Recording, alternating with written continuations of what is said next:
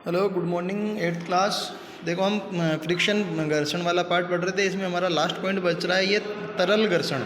तरल घर्षण क्या होता है? देखो, तरल घर्षण जो होता है ना, तरल घर्षण के लिए हम कृषण शब्द का यूज करते हैं। कृषण, इंग्लिश में इसको फ्लूइड बोला जाता है। अब ये फ्लूइड जो होता है ना बच्चों, फ्लूइड में क्या होता है कि बहने का गुण, यानी तरलों द्वारा लगाए गए घर्षण बल को हम कर्षण कहते हैं। अब ये जो कर्षण होता है ना, ये काम कैसे करता है? देखो, जिस भी पदार्थ में बहने का गुण होता है ना, जिस भी पदार्थ में बहने का गुण होता है उसको हम तरल बोलते हैं। तो तरल में ठोसों के अलावा गैस और द्रव दोनों शामिल होते हैं। ठोस के अलावा द्रव और गैस दोनों शामिल होते हैं। किस में शामिल होते हैं? तरल में, है ना। क्योंकि ऐसे समस्त पदार्थ जिनमें बहने का गुण होता है, देखो, द्रव भी बहता है और हवा भी बहती है।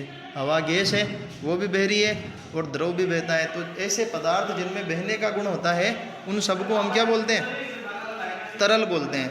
अब तरल के अंतर्गत ये एक बल आता है जिसको हम कर्षण कहते हैं, फ्लूइड फ्रिक्शन जिसको बोलते हैं इंग्लिश के अंदर में। वो क्या होता है कि ये तरलों द्वारा जो घर्षण बल लगता है इसको हम कर्षण बोल देते हैं। तो अब ये लास्ट टॉपिक अपना यही बच रहा है। देखो,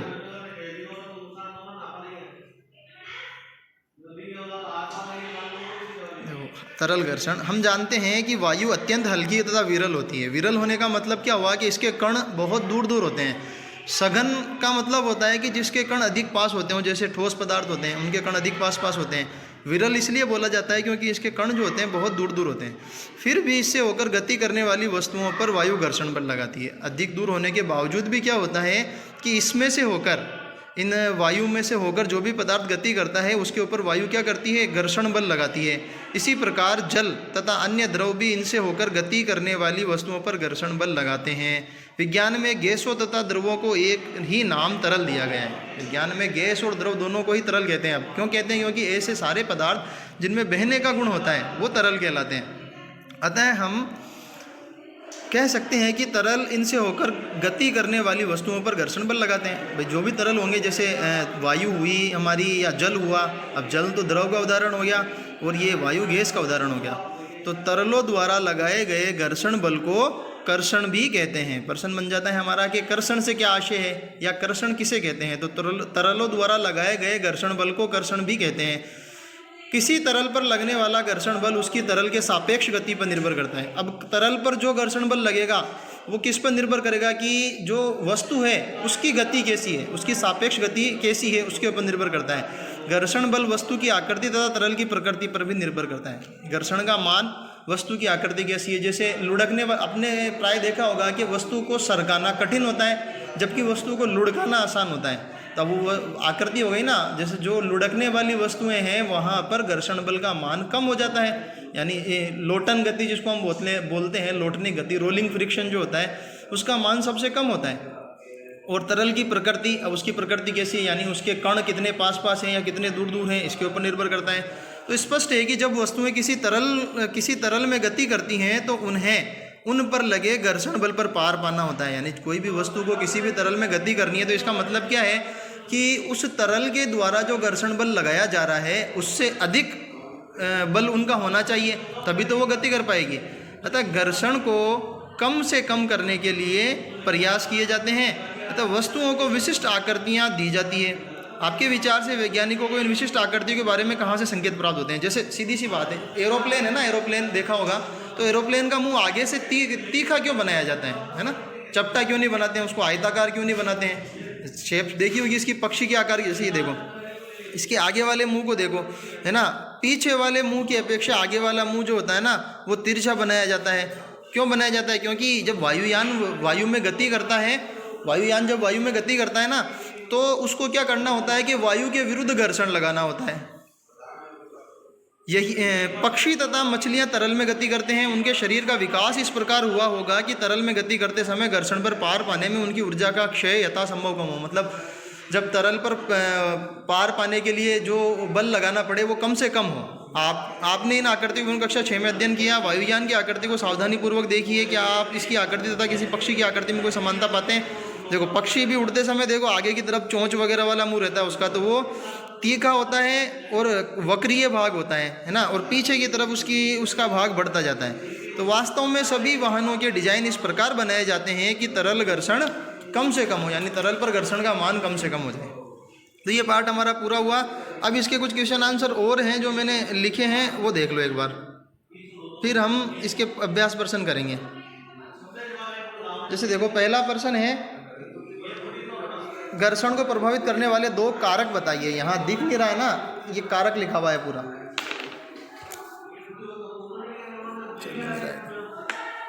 कारक बताइए, 1 मिनट।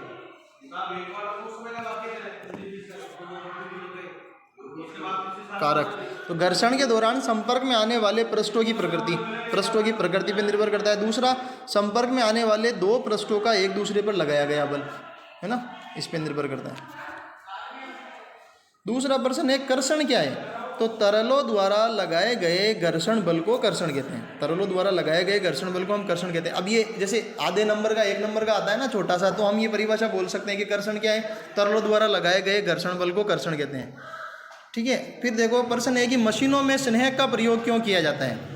स्नेहक, लुब्रिकेंट्स जिसको बोलते हैं, जैसे आपने देखा होगा कि आपके घर में बाइक वगैरह में ऑयल दिया जाता है ना, ऑयल का पूरा कैन डालते हैं ना, हम 1 लीटर का कैन डालते हैं, फिर कुछ समय बाद में, महीने 2 महीने 3 महीने या 1000-1500 किलोमीटर गाड़ी चलने के बाद में उसको चेंज करते रहते हैं। वो लुब्रिकेशन क्यों दिया जाता है? वो स्नेह की है।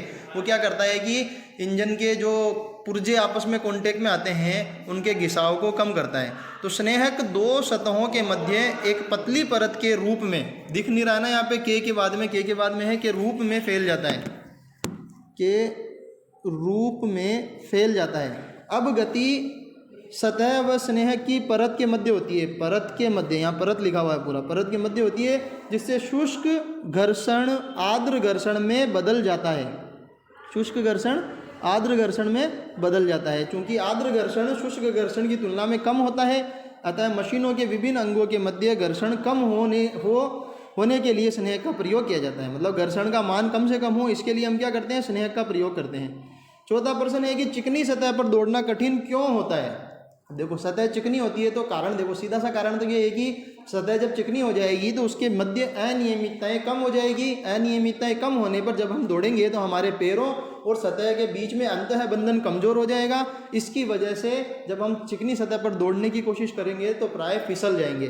तो जूतों तथा चिकनी सतहों के मध्य घर्षण बल बहुत कम होता है। जब हम चिकनी सतह पर दौड़ते हैं तो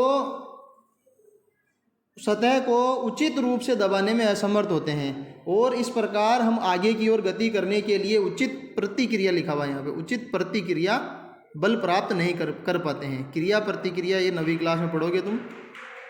जो भी क्रिया होती है उसकी उचित और समान मैग्नीट्यूड के अंदर में प्रतिक्रिया होती है। फिर एक लास्ट प्रश्न ये देखो कि घर्षण कम करने के उपाय बताओ।